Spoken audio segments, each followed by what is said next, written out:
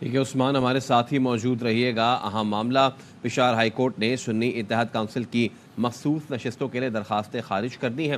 Peshawar high court کے 5 رکنی larger bench نے متفقہ طور پر یہ محفوظ فیصلہ سنایا ہے۔ 5 رکنی لارجر بینچ کے سربراہ جسٹس اشتیاق ابراہیم نے محفوظ فیصلہ پڑھ کر سنایا۔ حافظ احسان ایڈوکیٹ ہمارے ساتھ موجود ہیں، ان سے گفتگو کرتے ہیں۔ حافظ صاحب، بہت شکریہ آپ کے وقت کا۔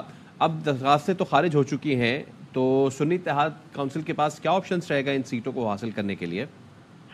بسم اللہ الرحمن الرحیم، آپ کا بہت شکریہ کہ آپ نے موقع دیا۔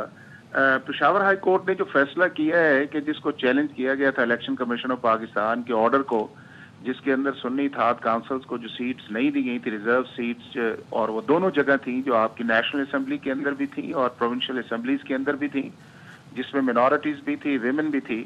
اب اگر اس پشاور ہائی کورٹ کے 5 ممبرز بینچ نے فیصلہ کیا ہے تو اس کی اپیل جو ہے وہ سپریم کورٹ آف پاکستان کے اندر جائے گی، اور سپریم کورٹ آف پاکستان جو ہے ایپلیٹ جورسڈکشن کے اندر جا کے اس کیس کو سنے گا۔ لیکن امپورٹنٹ اس چیز کے اندر یہ ہے کہ اس سارے پروسیس کے اندر جو ہمارا article 51 of the constitution, article 106 of the constitution اور آرٹیکل 224 آف دا کانسٹیٹیوشن بڑا واضح ہے کہ جس کے اندر کلیئرلی لکھا ہوا ہے کہ صرف اس پارٹی کو سیٹس ملیں گی، ریزرو سیٹ، جو جنرل الیکشن کے اندر الیکشن لڑ کے آئے گی، یا وہ پارٹی جس نے سیکشن 104 الیکشن ایکٹ 2017 کے نیچے اپنی ریزرو سیٹس کی جو پریورٹی لسٹ جمع کروائے گی، اور پھر اس کے بعد یہ ہے کہ وہ پریورٹی لسٹ جو ہے وہ الیکشن شیڈول جو ہے سیکشن 57 58 کے مطابق ہو، اور اگلا جو پروسیس 92 93 94 الیکشن رولز ہے اس کے مطابق آئے۔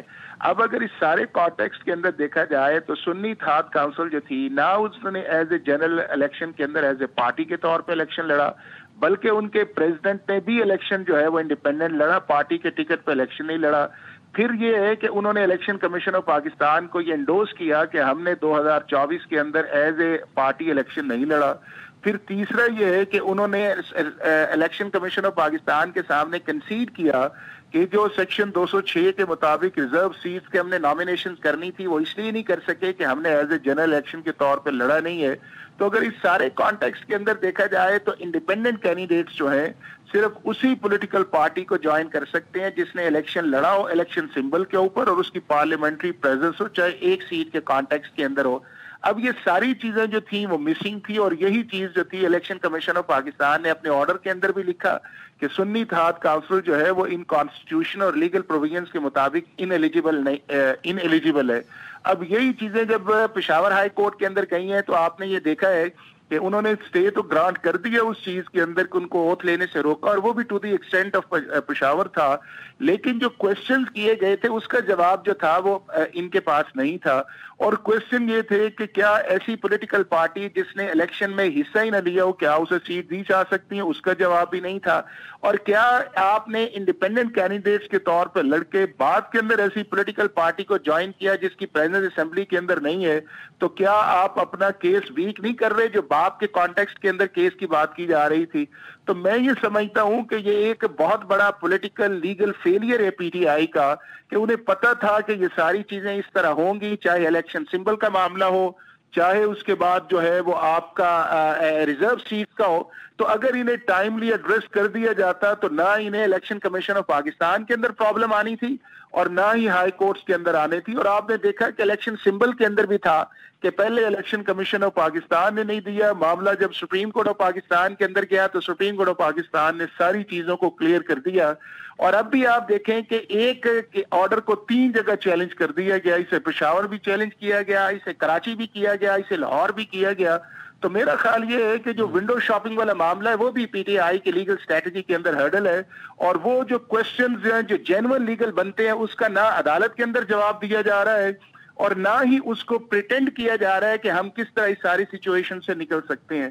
تو آج ابھی جو پشاور ہائی کورٹ کے 5 ممبرز بینچ نے فیصلہ کیا ہے وہ in accordance with law, constitution اور الیکشن ایکٹ کے مطابق ہے۔ اور اگر پی ٹی آئی ان کو چیلنج کرتی ہے اس چیز کے اندر، تو اگر سپریم کورٹ آف پاکستان کے اندر جائے گا معاملہ تو میرا خیال یہ ہے کہ وہاں کے اوپر پشاور ہائی کورٹ کا فیصلہ جو ہے اسے ہی انڈوز کیا جائے گا، چونکہ کانسٹیٹیوشن کے لا کے اندر کوئی ایسی پروویژن اویلیبل نہیں ہے، روم نہیں ہے کہ انڈیپینڈنٹ کینڈیڈیٹ جو ہے وہ کسی پولیٹیکل پارٹی ایسی کو جوائن کرے جس کی آلریڈی پارلیمنٹری پریزنس موجود ہو، ना हो और वो उसने 2024 का इलेक्शन ना लड़ा हो।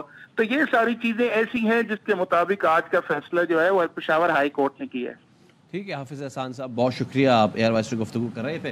तो पेशावर हाई कोर्ट ने सुन्नी इत्तेहाद काउंसिल की मखसूस नशस्तों के लिए दरखास्तें खारिज कर दी हैं। पेशावर हाई कोर्ट के 5 रुकनी लार्जर बेंच ने मुत्तफ़िक़ा तौर पर महफूज फैसला सुना दिया है और 5 रुकनी लार्जर बेंच के सरबराह जस्टिस इश्तियाक इब्राहिम ने महफूज फैसला पढ़कर सुनाया है। ये मुत्तफ़िक़ा फ़ैसला है जो कि सुनाया गया पेशावर हाई कोर्ट की जानिब से। सुन्नी इत्तेहाद काउंसिल की मखसूस नशस्तों के लिए जो दरखास्तें थीं अब वो खारिज कर दी गई हैं। 5 रुकनी लार्जर बेंच के सरबराह जस्टिस इश्तियाक इब्राहिम ने महफूज फैसला पढ़कर सुनाया है। और अदालत ने कहा कि मखसूस नशस्तें तब मिलती हैं जब सियासी जमातों ने सीट जीती हो। सुन्नी इत्तेहाद काउंसिल ने कोई सीट जीती नहीं है और आपने सीट नहीं जीती तो आज़ाद उम्मीदवार भी आपको ज्वाइन नहीं कर सकते हैं। आपने ऐसी पार्टी को ज्वाइन किया है जिसने कोई सीट ही नहीं जीती है। सरबराह सुन्नी इत्तेहाद काउंसिल ने खुद इस पार्टी से इंतखाबात में हिस्सा नहीं लिया है। समाअत के दौरान अदालत की जानिब से ये रिमार्क सामने आए थे और पेशावर हाई कोर्ट ने सुन्नी इत्तेहाद काउंसिल की मखसूस नशस्तों के लिए दरख्वास्तें खारिज कर दी हैं।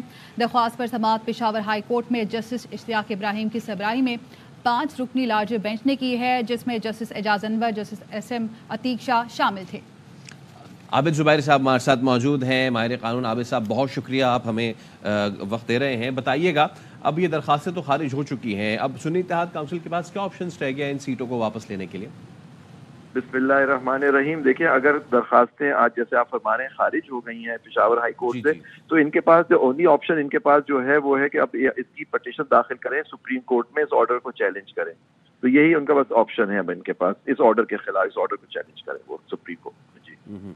और आबिद साहब, ये जो डिसीजन आया इस पे आप बतौर कानूनी माहिर जो है वो क्या राय रखते हैं?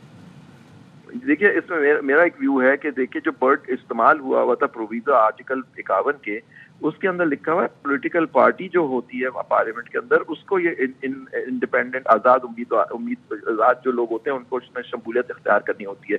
सबसे बड़ा जो इशू कोर्ट के सामने है, मुझे नहीं पता उसकी रीजनिंग मैंने नहीं देखी है, अगर रीजनिंग की है, शॉर्ट ऑर्डर है, उसके अंदर सबसे बड़ा इशू यही आएगा कि जो जिस सुन्नी इत्तेहाद काउंसिल की क्या एज अ पॉलिटिकल पार्टी कोई प्रेजेंस है पार्लियामेंट के अंदर या नहीं, नेशनल असेंबली में। अगर ये इशू हो जाता है कि जी अगर उसकी नहीं है और इन्होंने उसको शामिल हुए, तो हो सकता है ये बात इनके खिलाफ जाए कि जी उनको ये हकदार नहीं थे उन रिजर्व सीट्स की जो ख्वातीन और अकलियतों की हैं। हाँ, लेकिन एक इशू जो बहुत जरूरी है डिसाइड करना, वो ये है कि क्या अगर इनको नहीं मिलती, जो आज़ाद उम्मीदवार अगर शामिल नहीं होते या सुन्नी इत्तेहाद में शामिल हो गए, उनकी कोई सीट बनती नहीं पार्लियामेंट में, क्या वो दूसरी पॉलिटिकल पार्टीज को वो सीटें दी जा सकती हैं? नहीं, ये बड़ा सवाल है। क्योंकि देखिए उस पॉलिटिकल पार्टी को उसका हक अपने जो भी पॉलिटिकल पार्टी है जिसको इंडिपेंडेंस ने ज्वाइन किया, जैसे पीपल्स पार्टी हो गई और पार्टीज हो गई, तो उनको जितना उनका परसेंटेज है उतने से ज्यादा उनको सीटें नहीं मिलनी चाहिए। क्योंकि आप देखें इलेक्शन कमीशन ने एक फैसला कर दिया था और इलेक्शन कमीशन ने फैसला ये किया था कि जी इनको कोई सीटें भी नहीं मिलनी चाहिए और जो इनकी सीटें बनती थी वो दूसरों में तकसीम हो जाना चाहिए। तो ये दो इश्यूज बड़े क्रूशल होंगे जो सुप्रीम कोर्ट के सामने अब ये जब अगर इन्होंने पटिशन दाखिल की तो ये सामने आएंगे। जी। और आबिद साहब, इस बारे में बैरिस्टर अली जफर जो थे उन्होंने भी इस चीज़ को बरमला कहा कि अदालत ही इस चीज़ की तशरीह कर दे, क्योंकि एक मखमसा ये भी पाया जा रहा है कि क्या ये उस तनासुब के हिसाब से दीगर जमातों को दे दी जाए। ये बहुत, क्योंकि आप देखें उसमें जबकि सारे जो इलेक्शन कमिश्नर्स थे सबने फैसला किया था कि इनको सीटों के हकदार नहीं है, लेकिन उनमें से एक इलेक्शन कमिश्नर थे परवाना साहब, उन्होंने कहा था कि दूसरी पार्टियों को इनका शेयर नहीं मिलना चाहिए। तो एक वहाँ 4 इस पॉइंट पे वहाँ भी 4-1 से फर्क था, लेकिन अक्सरियत ने वहाँ सीटें दूसरों को दे दी थी, क्योंकि देखिए उसका ये तो जो इत्तेहाद बना हुआ है उनके पास शायद दो तिहाई अक्सरियत मिल जाती है पार्लियामेंट के अंदर और वो आइन की तरमीम कर सकते हैं। तो ये एक बड़ा इशू है जो अब ये फेस करेंगे। जी। और आबिद साहब, अगर ये तो खाली जाती हैं तो क्या ये बहरान नहीं पैदा हो जाएगा एक तरीके से? नहीं, मैं नहीं समझता बहरान। देखिए बहरान तो अगर सीटें खाली होती हैं तो ये इशू अब डिसाइड होना है कि क्या ये खाली रखी जा सकती है या एक पार्टी जिसका तनासुब है उसको उससे ज्यादा मिल सकती है। अगर किसी इंडिपेंडेंट नहीं, देखिए फर्ज करें इंडिपेंडेंट शामिल नहीं होते किसी पार्टी में और वो बाकी पार्टी तो क्या ये बात सही होगी कि फिर नेचुरली उनके बीच में तकसीम होनी चाहिए। तो अब मेरे ख्याल से ये मैटर सुप्रीम कोर्ट जाएगा, वही इस चीज की सही तशरीह कर सकेंगे कि क्या उन सीटों को क्या खाली रख सकते हैं, क्या उससे बहरान पैदा होगा जैसे आप फरमा रहे हैं, क्योंकि एक हक है खवातीन का और अक़लियतों का मेंबर बनने का पार्लियामेंट में, आइन के अंदर वो दर्ज है। تو کیا اس کو اس طرح سے خالی رکھا جا سکتا ہے یا نہیں، یہ بھی جی ایشو ہوگا جو آنریبل سپریم کورٹ فیصلہ کرے گا۔ تھینک یو سو مچ عابد زبیر صاحب ہمارے ساتھ موجود تھے۔